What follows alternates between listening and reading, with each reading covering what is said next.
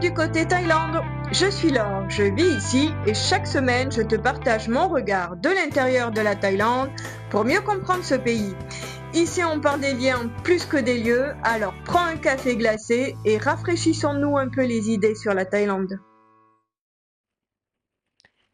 La Thaïlande. On croit la connaître, mais derrière les temples et les sourires, il y a souvent des logiques que personne ne vous explique. Bienvenue du côté Thaïlande. Aujourd'hui, on parle beaucoup des éléphants en Thaïlande, des camps, de l'exploitation, des bonnes et des mauvaises adresses. Et c'est vrai que c'est un sujet important. Mais si on parlait des autres animaux? Parce que pendant qu'on débat sur les éléphants, il y a d'autres animaux qui apparaissent dans le paysage touristique thaïlandais. Des lamas, par exemple, des capybaras. Oui, des animaux qui viennent d'Amérique du Sud. Ces stars venues d'Amérique du Sud, importées pour nos selfies, et si je vous disais aussi que des Français montent des bars à capybaras à Koh Samui. Laissez-moi vous raconter. Le jour où je tombe sur un reportage des Français, un bar, des capybaras. Si vous voyez pas ce que c'est, imaginez un gros cochon d'Inde géant, calme comme un Bouddha, qui vous regarde avec des yeux de manga. Et là, il est dans un café en Thaïlande, entouré de touristes qui lui donnent à manger en sirotant un smoothie. Quand j'en parle avec mon mari thaï, ce qui le choque, ce n'est pas seulement la présence de ces animaux, l'exploitation qui en est faite, c'est le fait aussi que des étrangers viennent faire ici ce qu'ils ne se permettraient pas chez eux. Et alors là, j'ai eu ce double choc. Le choc de la bizarrerie du truc, boire un café avec un capybara, et le choc de devoir expliquer à mon mari thaï pourquoi des Français ont ouvert un bar à capybara en Thaïlande. Parce que soyons clairs, le capybara, il vient d'Amérique du Sud, pas de la jungle thaï, des marécages du Brésil, du Venezuela, 15 000 km d'ici. Le lama, même histoire, hein, un animal des Andes. Ces animaux n'ont rien à faire en Thaïlande. Et pourtant, à Bangkok, à Koh Samui, à Phuket, des cafés entiers leur sont dédiés.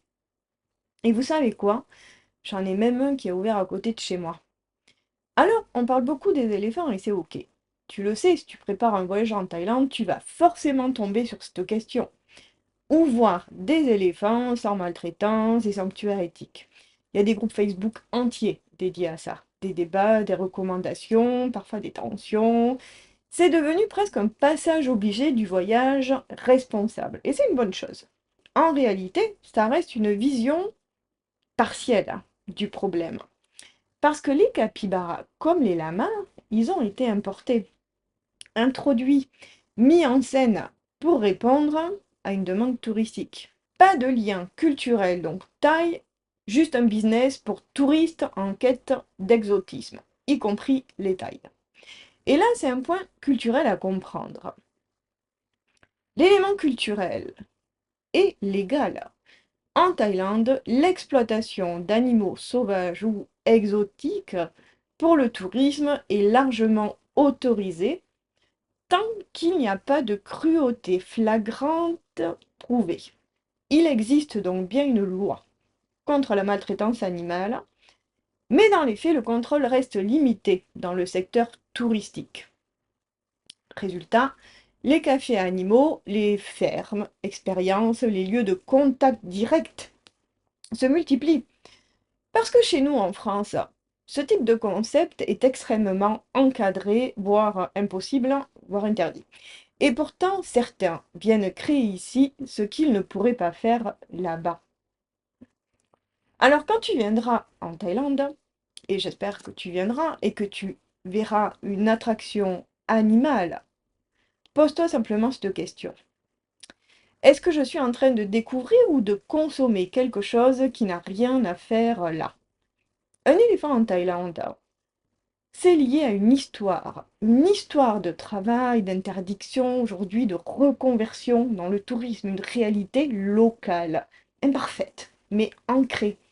Rien à voir avec un capybara importé de l'autre bout du monde juste pour amuser des touristes. Parce que voyager, c'est aussi être ambassadeur de ce qu'on est et ce qu'on ne voudrait pas être. Si vous voulez voyager avec plus de sens en Thaïlande en évitant ces pièges, vous pouvez déjà rejoindre mes capsules vidéo de préparation culturelle ou mes coachings voyage sur Thai Happy Trip. Alors, si cet épisode t'a fait réfléchir, ou si tu as toi aussi une histoire d'animal improbable croisé en voyage, raconte-la moi, je serais curieuse de savoir.